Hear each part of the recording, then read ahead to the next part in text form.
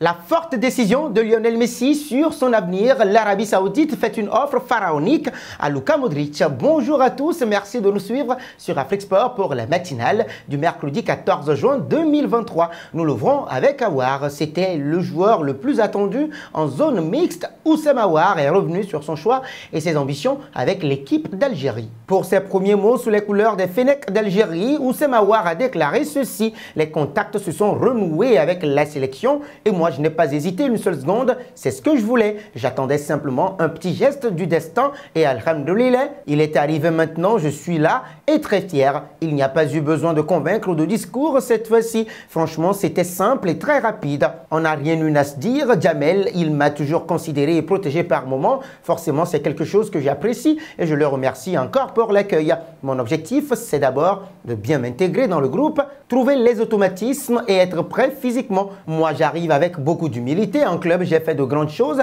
mais en sélection, je n'ai rien fait. C'est donc à moi de prouver que je peux aider cette équipe et essayer de remporter des trophées. Partons au Sénégal, à quelques jours de son déplacement à Cotonou pour affronter le Bénin 17 juin à l'occasion de la 5e journée des éliminatoires pour la CAN 2023. Le Sénégal doit déjà se passer de 2 éléments de son effectif. L'avant-centre Iliman Ndiaye Sheffield United, en attente d'un heureux événement, manquait à l'appel, tout comme le défenseur central Moussa Niakate, Nottingham Forest, qui devrait rejoindre le groupe directement au Bénin après être rentré en début de semaine en Angleterre pour régler un problème administratif. Également absent de l'entraînement de la journée, le milieu de terrain Pape Matar Tottenham et l'arrière-gauche Fodé Ballo-Touré, AC Milan, ont eux contracté une blessure, a informé la Fédération sénégalaise de football FSF. Dans la soirée, le Spurs et le Rossonero manqueront la confrontation contre le Bénin et le match de prestige contre le Brésil le 20 juin à Lisbonne au Portugal. Ces forfaits de dernière minute ne devraient néanmoins pas changer les plans du sélectionneur Aliou Cissé, ce dernier disposant de solutions sur le flanc gauche de la défense, justement la personne d'Ismail Jacobs à Monaco et d'Abdallah Ndour Sochaux et de multiples alternatives au milieu de terrain. Premier du groupe L, le Sénégal totalise 12 points, 4 victoires en 4 matchs et est déjà assuré de disputer la CAN en Côte d'Ivoire. Une victoire contre le Brésil en préparation de la phase finale en janvier et février vaudrait tout son pesant d'or. Un mot de mercato avec Sofiane Amrabat. Devant l'indécision du FC Barcelone, le milieu de terrain marocain devrait se tourner vers des offres sérieuses qui lui sont soumises. L'international marocain de 26 ans n'a jamais caché son ambition de rejoindre les Blaugrana, mais l'indécision du club à son égard l'a poussé à envisager d'autres options, écrit Mundo Deportivo. Dans un article mis en ligne ce mardi 13 juin, le quotidien espagnol avance que le milieu de terrain de la Fiorentina s'éloigne de plus en plus du Barça. Le Bayern Munich, Tottenham ou l'Atlético de Madrid notamment veulent également l'engager. Toujours sous contrat avec la Fiorentina, les responsables du club italien se sont résignés à son départ et ont fixé son prix à 30 millions d'euros. Des sources proches du footballeur ont confirmé à Mundo Deportivo qu'il n'y a pas de nouvelles du Barça, mais il y a d'autres clubs qui sont mieux placés, souligne le quotidien sportif espagnol. Nous voici arrivés à l'instant quiz avec 3 indices pour connaître notre joueur mystère du jour. Premier indice, je suis un défenseur de 31 ans. Deuxième indice, j'évolue en Espagne. Troisième indice, enfin, j'ai déjà joué pour Coton Sport de Garoua et l'AD Alcorcón. Qui suis-je? Vos réponses seront attendues en commentaire. Nos félicitations à tous ceux qui ont répondu. Ibrahim Sangaré lors de la dernière matinale. C'était le joueur à trouver puisqu'il est un milieu de terrain de 25 ans qui joue au PSV Eindhoven. Il a déjà évolué sous les couleurs du Toulouse FC. Parlons du Ballon d'Or africain 2023. Yacine Bounou et Youssef N'Nesri sont auteurs d'une saison riche en couleurs avec le FC Séville et la sélection nationale. Les 2 lions de l'Atlas sont en pole position pour la récompense du Ballon d'Or africain attribuée par la CAF.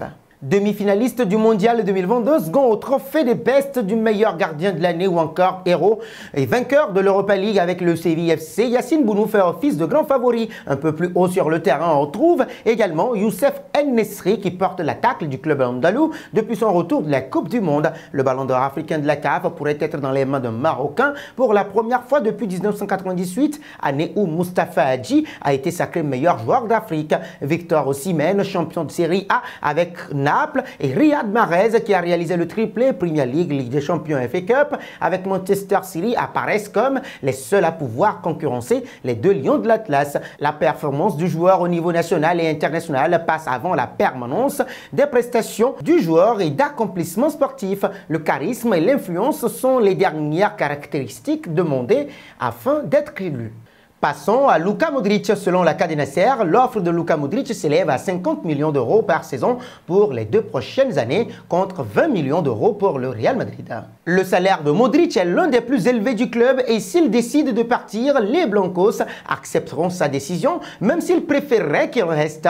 Par ailleurs, Sport rapporte que Modric prendra sa décision après les prochaines rencontres de la Ligue des Nations. La Croatie affronte les Pays-Bas en demi-finale et jouera l'Italie ou l'Espagne en finale. Si elle se qualifie, la décision devrait donc être prise la semaine prochaine et l'on apprend également qu'en plus de l'offre de 100 millions d'euros, Modric recevra 20 millions d'euros supplémentaires en guise de prime à la signature. Terminons avec Lionel Messi. Le champion du monde en titre argentin 35 ans a affirmé lors d'une interview avec un média chinois diffusé mardi qu'il ne pense pas participer à la prochaine Coupe du Monde en 2026. Le septuple Ballon d'Or est actuellement à Pékin où il participera jeudi à un match amical avec l'Argentine contre l'Australie où sa venue suscite un fort enthousiasme. Interrogé par le média chinois Titan Sport sur la possibilité de le voir jouer la Coupe du Monde 2026 organisée conjointement par le Canada, le Mexique et les États-Unis, Lionel Messi s'est montré réservé. Je l'ai déjà dit plusieurs fois, je crois que non, a-t-il déclaré lors d'un long entretien vidéo diffusé par le journal sportif sur la plateforme chinoise C'était mon dernier mondial au Qatar l'an dernier. Je vais voir comment vont se passer les choses, mais en principe, je ne pense pas que j'irai au prochain mondial, a-t-il affirmé en espagnol au journaliste chinois présent à ses côtés. Début février, Lionel Messi s'était déjà montré pessimiste sur une participation à la prochaine Coupe du Monde. Cela va être très difficile à cause de mon âge, avait-il déclaré au journal argentin Olé. Je suis heureux de jouer au football, j'aime ce que je fais, et tant que je me sens en bonne condition physique et que je continue d'en profiter, je le ferai, mais cela me semble très loin jusqu'au prochain mondial. C'est la fin de ces infos matinales que nous refermons avec la question du jour. Donnez en commentaire vos top 3 pour le Ballon d'Or africain 2023. Vos réponses seront attendues en commentaire. Mais avant, n'hésitez pas à vous abonner sur Afrique Sport, c'est pour ne rien manquer des informations footballistiques.